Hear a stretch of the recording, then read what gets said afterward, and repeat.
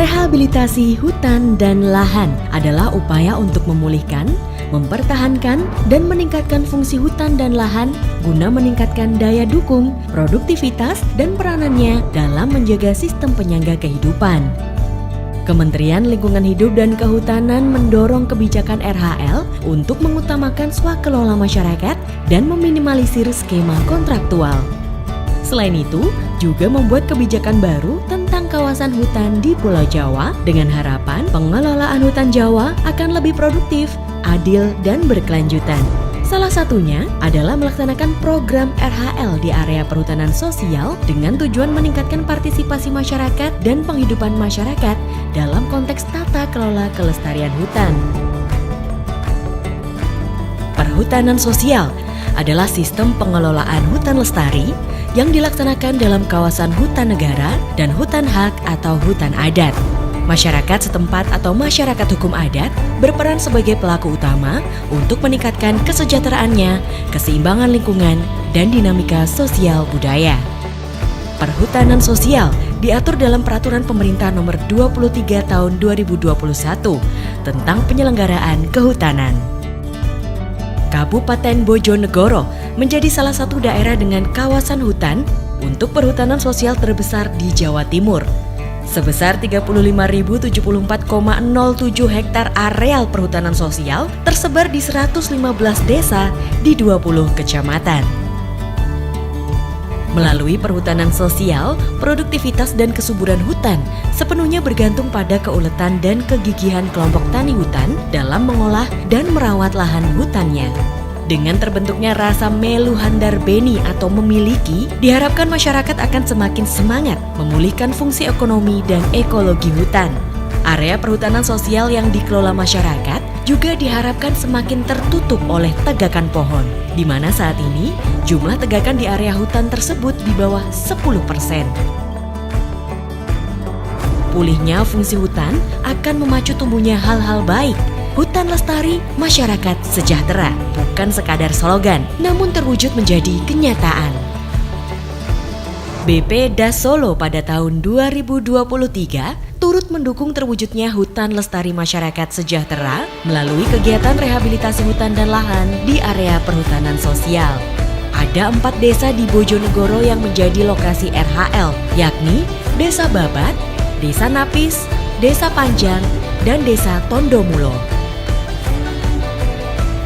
Kelompok tani hutan di desa-desa tersebut sejak tahun 2021 telah mendapat izin pemanfaatan hutan perhutanan sosial atau IPHPS. Dengan izin tersebut, masyarakat mempunyai hak kelola secara penuh pada area perhutanan sosial sesuai SK masing-masing. Hutan lestari, masyarakat sejahtera. BPDAS mengajak KTH untuk mengelola hutan dengan cara wanatani atau agroforestry.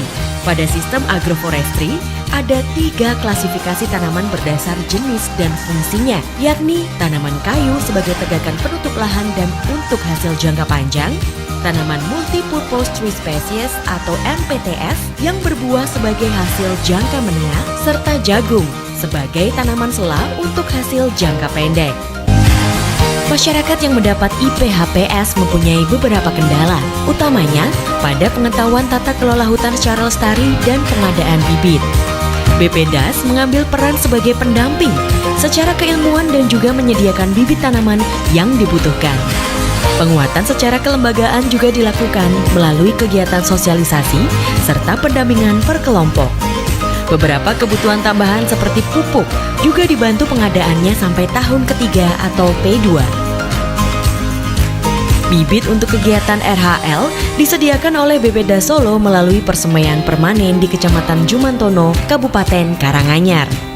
Sedangkan tanaman MPTS dipilih bibit produktif sesuai dengan apa yang diminta oleh masyarakat serta berdasar kajian teknis secara klimatologi.